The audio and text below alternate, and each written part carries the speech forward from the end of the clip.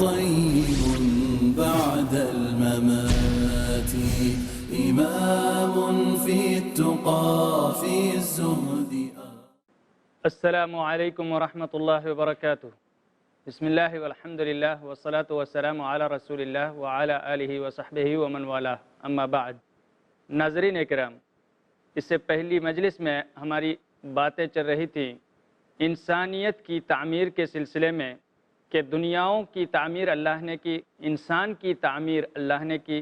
اب انسانیت کی تعمیر خود انسان کو کرنا ہے، اور وہ بھی ایک چانس ہے اس کے لیے 5 دنیاؤں میں سے صرف ایک دنیا میں، اور وہ ہے یہ عالم دنیا. اور یہاں اس سے غلط فہمی ہو جاتی ہے. وہ اپنے جسم کو سمجھنے لگتا ہے کہ یہی میں ہوں، اور اسی جسم کی خدمت کے لیے پوری زندگی گزار دیتا ہے.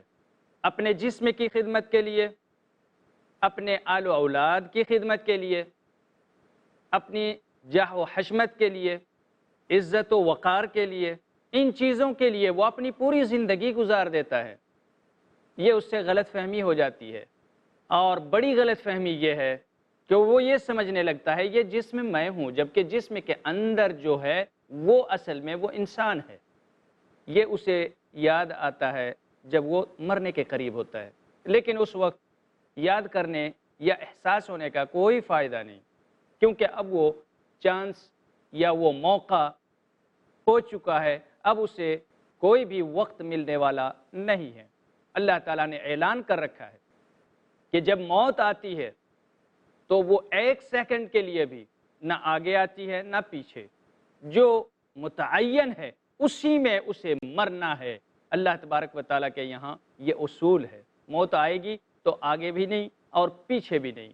اسے 1 سیکنڈ کا بھی موقع نہیں مل سکتا، تھوڑی سی بھی مہلت نہیں دی جا سکتی اللہ تبارک و تعالیٰ کی طرف سے. تو پھر مرنے کے وقت اگر یاد آ جائے، اسے معلوم ہو جائے کہ میں کون ہوں اور اب مجھے اپنے جسم کے لیے وقت ضائع نہیں کرنا چاہیے، یہ ساری باتیں اگر وہ سمجھ بھی جائے تو کوئی فائدہ نہیں، کیونکہ اب وہ مرنے والا ہے. اسے مہلت دوبارہ نہیں مل سکتی اپنی انسانیت کو جگانے کے لیے. ناظرین کرام، ہم انسانیت کی تعمیر کو ایک اور انداز سے سمجھ سکتے ہیں. انسان کی تعمیر اللہ تبارک و تعالیٰ نے کی. اسے مٹی سے بنایا. آپ نے بہادر شاہ ظفر کا شعر سنا ہوگا، سنبھل کر چل میانے کوہسار کہ ہر سنگ ایک دکان شیشہ گر ہے. وہ کہتے ہیں کہ جب پتھریلی زمین پر چلو تو سنبھل کے چلنا. یہ جو پتھر تمہارے قدموں کے نیچے آ رہے ہیں یہ دکانیں شیشہ گر ہیں. آپ نے تو پیروں سے ٹھوکر مار کے ہٹا دیا راستے سے. یہی پتھر اگر کسی سنگ تراش کو مل جائے وہ اٹھا کے لے جائے گا اور قیمتی شیشہ بنا لے گا، اور اسی پتھر سے نہ جانے کتنے پیسے کمائے گا. وہ اس پتھر پر وہ محنت کرے گا اور اس سے وہ بڑے پیسے کمائے گا. ہم چلتے ہوئے مٹی کو دیکھتے ہیں. مٹی، اس مٹی کو اگر راستے میں کوئی مٹی پڑ جائے ہم اسے پیروں سے ٹھوکر مار کے ہٹا دیتے ہیں راستے سے. ہم یہی بات وہاں سوچ سکتے ہیں. کیا وہ مٹی اپنی فطرت پہ جہنمی ہے یا جنتی ہے؟ ایک شعر ہے، عمل سے زندگی بنتی ہے جنت بھی جہنم بھی. یہ خاکی اپنی فطرت پہ نہ نوری ہے نہ ناری ہے. ایک مٹی کو اٹھا کے اگر ہاتھ میں لیا جائے اور پوچھا جائے یہ مٹی جنتی ہے یا جہنمی ہے، نہ وہ جنتی ہے نہ جہنمی ہے. اس کی فطرت میں جنتی یا جہنمی ایسا کچھ بھی نہیں ہے. لیکن اس کے اندر جو حالات پیدا ہوتے ہیں وہ اسے یا تو جنتی بناتے ہیں یا جہنمی. اس کو ہم اور انداز سے سمجھیں. سنگ تراش اگر پتھر کو لے کے جاتا ہے، اس پتھر پہ محنت کر کے اس سے پیسے کماتا ہے. یہی مٹی جس کو ہم نے ٹھوکر مار کے ہٹا دیا، کسی کمہار کو مل جائے جو برتن بناتے ہیں، مٹی کا برتن، اسے اگر یہی مٹی مل جائے وہ اسے اٹھا لے جائے گا گھر، اس پر محنت کرے گا اور محنت کر کے اس کا ایک برتن بنا لے گا. دوسرے دن مارکیٹ میں لانچ کرے گا اور اس سے 10 روپے کمائے گا. جس دن اس نے 10 روپے کمائے اس دن اس کے دل میں خیال آیا میں دوسرے دن وہی مٹی اٹھا کے لاؤں گا اور اس میں کچھ اور محنت کر لوں گا. دوسرے دن اس پر اور تھوڑی سی محنت بڑھا دیتا ہے، اچھی شکل بنا دیتا ہے اس کی. اس دن مارکیٹ میں لے کے جاتا ہے اسی مٹی کے ایک برتن کو اچھی سی محنت کر کے مارکیٹ میں جب لے کے جاتا ہے بجائے 10 کے 20 میں بیچتا ہے۔ تیسرے دن ایک مٹی اٹھا کے پھر لاتا ہے، اس دن اس کے دل میں آتا ہے کہ میں اور تھوڑی سی محنت کروں، اس دن اور محنت بڑھا دیتا ہے، اس دن وہ اس میں پھول بوٹے بنا دیتا ہے اور مارکیٹ میں لے کے جاتا ہے۔ 30 روپے اس کی قیمت ہو جاتی ہے، مٹی اتنی ہی ہے، برتن وہی، محنت بڑھ گئی تو 10 سے 20 قیمت ہو گئی، اور محنت بڑھ گئی تو 30 قیمت ہو گئی، اور محنت بڑھ گئی۔ چوتھے دن اس نے سوچ لیا کہ اس میں کچھ میں کلر چڑھا دوں، پینٹ وینٹ لگا دوں اور اس کو خوبصورت نظر آئے، کوئی رنگ چڑھا دوں، تو اس دن وہ رنگ چڑھا دیتا ہے اور پھر مارکیٹ میں لے کے جاتا ہے۔ اس دن جب وہ اسے فروخت کرتا ہے تو اسے 50 روپے ملتے ہیں۔ پہلے دن کم محنت تھی، ابتدا میں وہ مٹی جب اس طرح سے بکھری ہوئی ہے زمین پر تو اس وقت اس کی 1 پیسے کی قیمت نہیں تھی۔ کمہار اسے اٹھا کے لے کے جاتا ہے، پہلے دن تھوڑی سی محنت کی، اس کی قیمت 10 روپے ہو گئی، دوسرے دن تھوڑی اور محنت کی، 20 روپے اس کی قیمت ہو گئی، تیسرے دن اور محنت کی، چوتھے دن اس میں رنگ پینٹ وینٹ کر کے اس کو اور خوبصورت بنا لیا، 50 روپے اس کی قیمت ہو گئی۔ اللہ تبارک و تعالیٰ نے ایک مٹی کے ٹکڑے کو اٹھایا، اس سے انسان بنایا۔ جب وہ مٹی تھی اس کی 1 پیسے کی قیمت نہیں تھی، اور جب اسے اللہ تبارک و تعالیٰ نے اپنے ہاتھوں میں لیا بڑی قیمت بن گئی اللہ کے ہاتھوں میں مٹی۔ اور اس لیے اللہ تبارک و تعالیٰ کہتا ہے لقد کرمنا بنی آدم، ہم نے تکریم کی ہے، ہم نے عزت بخشی ہے انسان کو، اپنے ہاتھوں سے مٹی لی اور اپنے ہاتھوں سے بنایا۔ خلقت بیدی، میں نے اپنے ہاتھوں سے بنایا آدم کو مٹی سے۔ ناظرین کرام، اللہ تبارک و تعالیٰ نے جب مٹی کو اپنے ہاتھ میں لیا اس مٹی کی قیمت بنی، اور جب اس سے اللہ تعالیٰ نے ایک شکل دی اس کی اور قیمت بنی، اور جب اللہ تبارک و تعالیٰ نے اس میں روح پھونکی تو اس کی اور قیمت بنی، اور جب اللہ نے عزت بخشی لقد خلقنا الانسان فی احسن تقویم، بہترین سانچے میں اللہ نے جب بنایا اور قیمت بنی، اور جب اللہ تعالیٰ نے ہر اعضا و جوارح کو اس کے مناسب مقام پر رکھا اور قیمت بنی۔ اس طرح سے قیمت بڑھتی گئی بڑھتی گئی بڑھتی گئی، یہاں تک کہ دنیا میں جب بھیجا گیا تو اس کی قیمت کتنی بنی ایک سوچ ہے۔ جب کوئی بائک موٹر سائیکل خریدتا ہے تو اس کی صفائی اور حفاظت کے لیے ایک چھوٹا سا کپڑا رکھتا ہے۔ موٹر سائیکل کی قیمت اگر 50,000 ہے تو وہ 1,00,000 کا کپڑا صفائی کے لیے نہیں رکھتا۔ صفائی کے لیے جو کپڑا رکھتا ہے تو وہ زیادہ سے زیادہ 10 روپے 20 روپے کا کپڑا رکھتا ہے اس کی صفائی کے لیے۔ اللہ تبارک و تعالیٰ نے انسان کو بنایا، اور انسان کو بنانے کے بعد دنیا کے اندر جو کچھ اللہ تبارک و تعالیٰ نے بنایا وہ سارا کچھ انسان کے لیے بنایا، انسان کی سیفٹی کے لیے، انسان کی حفاظت کے لیے، انسان ہی کے فائدے کے لیے۔ اللہ تبارک و تعالیٰ نے قرآن میں بار بار یہ بات کہی ہے کہ ہم نے بہت ساری چیزیں جو دنیا میں بنائی ہیں انسانوں کے لیے، انسان کے فائدے کے لیے، انسان کی سیفٹی اور حفاظت کے لیے۔ انسان اس سے فائدہ اٹھائے، استمتاع کرے، استفادہ کرے، اس کے لیے کائنات میں ہر چیز کو اللہ تبارک و تعالیٰ نے بنایا ہے۔ اب آپ سوچیں کہ ایک انسان کی کتنی قیمت ہوگی۔ پوری کائنات اگر بائک کو صاف کرنے کے لیے جس طرح کپڑا ہوتا ہے اس طرح کپڑے کی طرح پوری کائنات اگر اللہ نے بنائی ہے، اور کائنات کے ہر چیز کو اس لیے بنایا ہے، تو آپ سوچ سکتے ہیں کہ اگر پوری کائنات جیسی چیز بائک کے لیے کپڑے کی طرح ہے تو پھر انسان کی قیمت کتنی ہوگی، کتنی قیمت ہو سکتی ہے انسان کی۔ اتنا قیمتی بنایا اللہ تبارک و تعالیٰ نے انسان کو، اور اتنا قیمتی بنانے کے بعد اللہ تبارک و تعالیٰ نے خرید لیا۔ ان اللہ اشترى من المؤمنین انفسهم واموالهم بان لهم الجنہ۔ قیمت کیا ادا کی؟ پیسے نہیں ادا کیے، گولڈ اور سونا ادا نہیں کیے، اس نے قیمت میں جو ادا کی وہ کیا ہے؟ جنت دے کر اللہ تبارک و تعالیٰ نے مومنوں کے نفس اور ان کے مال کو خرید لیا۔ اور اس غفور الرحیم کو دیکھیں، اس نے خریدنے کے بعد اپنے استعمال میں نہیں لایا۔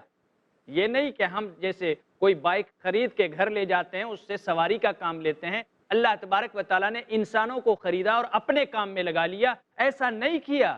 وہ چاہتا تو ہمیں اپنے کام میں استعمال کر سکتا تھا، لیکن اللہ تبارک و تعالیٰ نے ہمیں خریدا اور خریدنے کے بعد ہمیں خود کو واپس کر دیا۔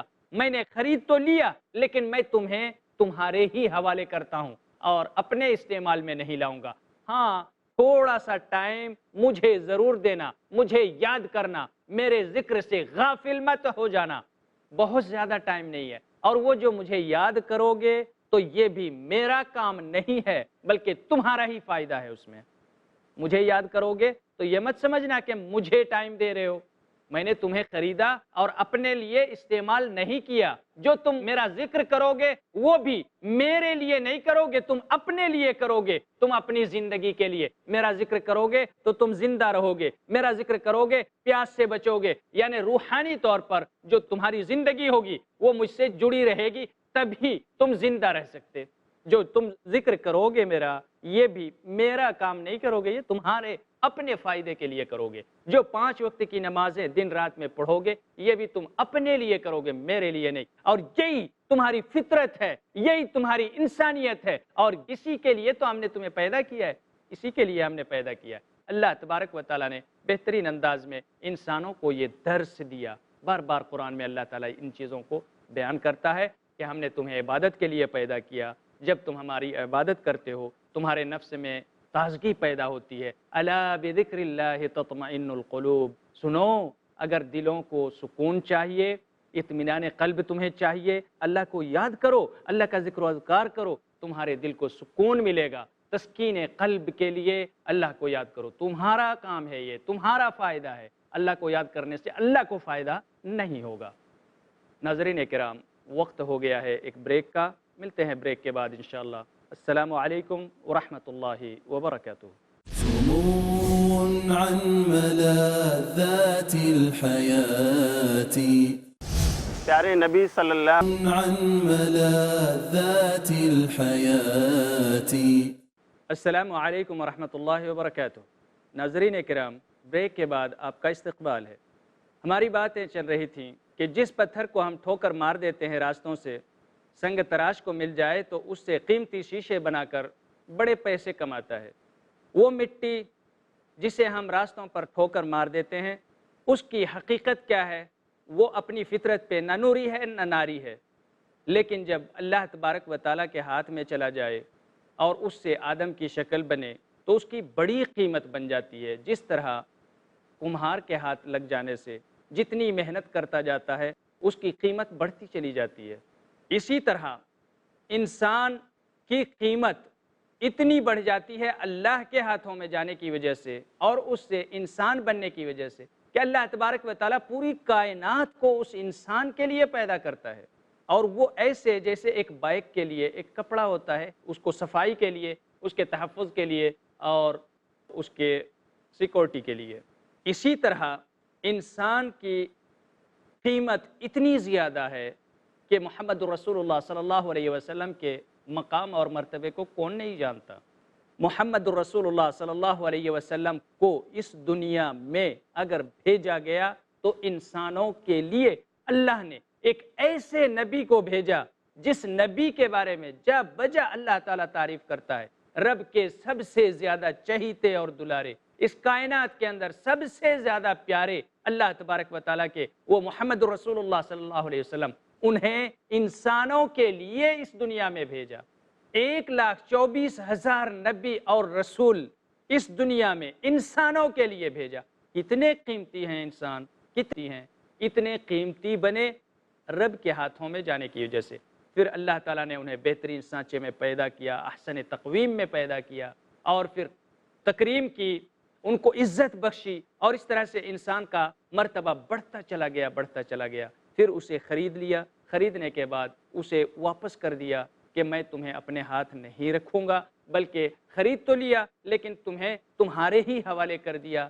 اب اپنا کام کرو اور اپنی قیمت بڑھاؤ اپنی محنت کے ذریعے۔ جس طرح کمہار مٹی میں ہر روز تھوڑی تھوڑی محنت کر کے اس کی قیمت بڑھاتا جاتا ہے، ایسے ہی اپنے نفس میں قیمت پیدا کرو، اپنے اندر محنت کرو جب ہم اپنے اندر محنت کرتے ہیں تو محنت ایسی نہیں کہ ہم اپنے جسم کے لیے محنت کریں اور ہماری قیمت بڑھے، ہرگز نہیں، کیونکہ اللہ کے یہاں نہ کالا قیمتی ہے نہ گورا، نہ عربی نہ عجمی، اللہ کے یہاں کوئی فرق نہیں، کوئی کالا ہے کوئی گورا ہے، کوئی عربی ہے کوئی عجمی ہے، کوئی فارسی ہے کوئی ترانی ہے، اس میں کوئی فرق نہیں۔ اللہ تبارک و تعالیٰ کہتا ہے ان اکرمکم عند اللہ اتقاکم، اللہ تبارک و تعالیٰ کے نزدیک سب سے بہتر انسان وہ ہے جو متقی ہے، بہترین اور عزت والا اکرم وہ احسن انسان وہ ہے جو تقوی والا ہے، تقوی والا، کالا نہ گورا، عربی نہ عجمی، کوئی فرق نہیں پڑتا اللہ کو۔ اللہ تبارک و تعالیٰ یہ دیکھتا ہے کہ اس نے اپنے نفس پر کتنی محنت کی ہے۔ محمد رسول اللہ صلی اللہ علیہ وسلم کو اعجاز حاصل ہوتا ہے اور رب کی طرف سے اعزاز ملتا ہے، انعام ملتا ہے، انہیں بلایا جاتا ہے آسمانی سفر کے لیے۔ جنت کے سیر کو جب جاتے ہیں اللہ کے رسول صلی اللہ علیہ وسلم واپس آ کے کہتے ہیں بلال بلال تم نے کون سا کام کیا ہے؟ میں جب جنت کی سیر کر رہا تھا میں نے سنا تمہارے چلنے کی آواز آ رہی ہے، جوتے پہن کر چلنے کی آواز آ رہی ہے۔ میں نے فرشتے سے پوچھا یہ کیسی آواز ہے؟ انہوں نے کہا یہ بلال کی آواز ہے، مجھے جنت کے سیر کے دوران تمہارے وجود کا احساس ہوا، تم جنت میں چل رہے تھے، کون سا کام کرتے ہو، کیا کام کرتے ہو؟ ابو بکر تھے، عمر تھے، عثمان تھے، علی تھے، بدری صحابی تھے، ایسے بڑے بڑے صحابہ وہاں موجود تھے، ان کے بارے میں اللہ کے رسول صلی اللہ علیہ وسلم نے یہ بات نہیں کہی۔ بلال کے بارے میں کہتے ہیں جو دیکھنے میں بہت خوبصورت نہیں تھے، حبشہ کے رہنے والے تھے، اور ان سے کہتے ہیں کہ جنت کے سیر کے دوران میں نے تمہارے وجود کو وہاں محسوس کیا، جبریل نے مجھے بتایا کہ یہ آواز جو آ رہی ہے بلال کی آواز ہے، کون سا کام کرتے ہو؟ انہوں نے بتایا اللہ کے رسول وہی کرتا ہوں جو آپ صلی اللہ علیہ وسلم مجھے سکھاتے ہیں، بس ایک چیز کا اہتمام کرتا ہوں جو مجھے یاد آ رہا ہے، جب بھی وضو کرتا ہوں 2 رکعت تحیۃ الوضو پڑھ لیتا ہوں، بس اتنی سی بات ہے۔ اللہ کے رسول صلی اللہ علیہ وسلم نے فرمایا بس یہی بات ہو سکتی ہے، تم جو یہ 2 رکعت تحیۃ الوضو کا اہتمام کرتے ہو اس کی وجہ سے یہ مقام اللہ تبارک و تعالیٰ نے عطا کیا۔ تو انسانوں کی قیمت ان کی محنت سے بڑھتی ہے، ان کے رنگ سے نہیں، ان کی نسل سے نہیں، ان کی دولت اور عزت و جاہ و حشمت سے نہیں، ان کی کرسی سے نہیں، ان کی کسی بھی چیز سے نہیں۔ اگر انسان کی قیمت بڑھتی ہے رب کی نظر میں تو تقوی کی وجہ سے۔ ان اکرمکم عند اللہ اتقاکم، اللہ کے نزدیک اکرم، احسن اور اسلم وہ انسان ہے جو اتقا ہے، متقی، تقوی زیادہ ہے جس کے اندر وہ اتنا زیادہ قیمتی، محنت کے اعتبار سے محنت جتنی کی اتنی اس نے قیمت پائی، اور یہ قیمت اللہ تبارک و تعالی متعین کرتا ہے۔ جی ناظرین کرام، ہم دیکھ رہے ہیں کہ انسان کی تعمیر اللہ کے ہاتھوں، دنیاؤں کی تعمیر اللہ کے ہاتھوں، سارے کام اس نے خود اکیلے کیے، کسی کو شریک نہیں کیا، جیسا کہ اللہ تعالیٰ نے قرآن میں بیان کیا ہے ہم نے زمین و آسمان کو اکیلے بنایا، اور ہم نے کسی کو بھی نہ تو گواہ بنایا نہ اس خلقت کے وقت شاہد رکھا دکھانے کے لیے کہ دیکھو میں بنا رہا ہوں، نہیں، ہم نے ایک اکیلے یہ سارا کام کیا۔ دنیاؤں کی تعمیر اللہ نے کی، انسانوں کی تعمیر اللہ نے کی۔ اب انسان جب اللہ کی تعمیر سے بن چکا، اس کے اندر انسانیت پیدا کرنا، انسانیت کی تعمیر خود انسان کے حوالے کیا۔ اب وہ محنت کرے، اپنی قیمت بڑھائے۔ اگر ایک دن محنت کرتا ہے اپنے اوپر تو اتنی قیمت وہ اپنی بناتا ہے، اگر 2 دن اپنے اوپر محنت کرتا ہے تو اپنی قیمت اتنی بناتا ہے۔ جو پوری زندگی اپنے اوپر محنت کرتا ہے اس نے اپنی بڑی قیمت بنائی، اور یہ جو محنت کرنا ہے یہ رسولوں کی تعلیم میں شامل تھا۔ رسولوں نے یہ تعلیم دی، اور رسولوں کے بھیجنے کا ایک مقصد یہ بھی تھا کہ انسانوں کو سکھائیں اپنے اندر کیسے محنت کرنی ہے، کس طرح کی محنت کرنی ہے، یہ سکھانے کے لیے بھی رسولوں کو بھیجا گیا۔ حضرت ابراہیم علیہ السلام نے دعا کی تھی اللہ کے رسول صلی اللہ علیہ وسلم کے بارے میں، ربنا وابعث فیہم رسولا منہم یتلو علیہم آیاتک ویعلمہم الکتاب والحکمہ ویزکیہم۔ اے اللہ تو انہی لوگوں میں سے ایک رسول کو ایسا بھیج جو تیری کتاب پڑھ پڑھ کے سنائے، حکمت کی باتیں بتائے اور ان کا تزکیہ کرے۔ اللہ تبارک و تعالیٰ نے ایسا ہی کیا، اور فرماتا ہے لقد من اللہ علی المؤمنین اذ بعث فیہم رسولا منہم، اللہ نے بڑا احسان کیا مومنین پر۔ کیا احسان کیا؟ احسان یہ کیا کہ انہی میں سے ایک کو ایسا نبی بنا کر بھیجا جو انہیں کتاب کی تعلیم دیتا ہے اور حکمت کی باتیں سکھاتا ہے اور ان کا تزکیہ کرتا ہے۔ رسول کا 3 کام، رسول جو بھیجے گئے ان کو اللہ نے 3 کام دے کر بھیجا۔ نمبر 1، ان کا کام اللہ کی کتاب جو اللہ سے وحی نازل ہو اسے لوگوں تک پہنچانا، اس کی تعلیم دینا، اللہ کی کتاب ان کو پڑھ پڑھ کے سنانا، ان کی تعلیم دینا، اور پھر حکمت حدیث ہے، اپنی سیرت لوگوں کو پھیلانا، اور خود عمل کر کے اپنے اندر محنت کر کے جو کچھ بھی عمل کریں لوگوں میں اس کو پھیلائیں، حکمت کی باتیں یعنی حدیث، قرآن سکھانا، حدیث سکھانا، اور وَيُزَكِّيهِمْ، ان کا تزکیہ کرے۔ تزکیہ کیا ہے؟ تزکیۃ النفس، یہ پورا جملہ ہے تزکیۃ النفس، اپنے نفس پر محنت کرنا سکھائے، جسم پر محنت کرنا نہیں۔ اگر کسی کا ایک پیر نہیں ہے اور اس کا عمل ٹھیک ہے انشاءاللہ وہ جنت میں جائے گا۔ ایک ہاتھ نہیں ہے، دونوں آنکھیں نہیں ہے، کان نہیں ہے، کوئی بات نہیں، اگر ایمان ٹھیک ٹھاک ہے، عمل صالح ہے، وہ جنت میں جائے گا۔ جسم کا کوئی دخل نہیں ہے، جسم پر محنت کرنا نہیں۔ نبیوں کا کام تھا نفس کا تزکیہ کرنا، نفس میں محنت کرنا، اپنے نفس پر محنت کرنا سکھانا، یہ نبیوں کا کام ہوا کرتا تھا، اور یہی ہے اللہ تبارک و تعالیٰ نے فرمایا وَيُزَكِّيهِمْ، ان کا تزکیہ کرے اور ان کو اپنے نفس پر محنت کرنا سکھائے۔ میں اپنا محاسبہ کروں، میرے دل میں کتنی ریاکاری ہے؟ جو اچھا کام کرتا ہوں کس ارادے سے کرتا ہوں؟ کیا اللہ کے لیے خالص کرتا ہوں تو ٹھیک ہے الحمدللہ۔ اگر میرے دل میں کوئی ایسا چور دروازہ ہے، فلاں کو دکھانا، فلاں کو سنانا، یا کوئی اور مقصد ہے، دنیاوی اغراض ہیں، پیسے کمانا یا اور کچھ ایسا ہے، تو یہاں مجھے اپنے نفس کا علاج کرنا ہے، محنت کرنی ہے اس چیز کو۔ یہ جو ایک غلطی آ گئی اپنے نفس میں، اس کو تراشنا ہے، محنت کر کے اس غلطی کو تراش کے پھینکنا ہے اور اپنے نفس کو مستقیم کرنا ہے۔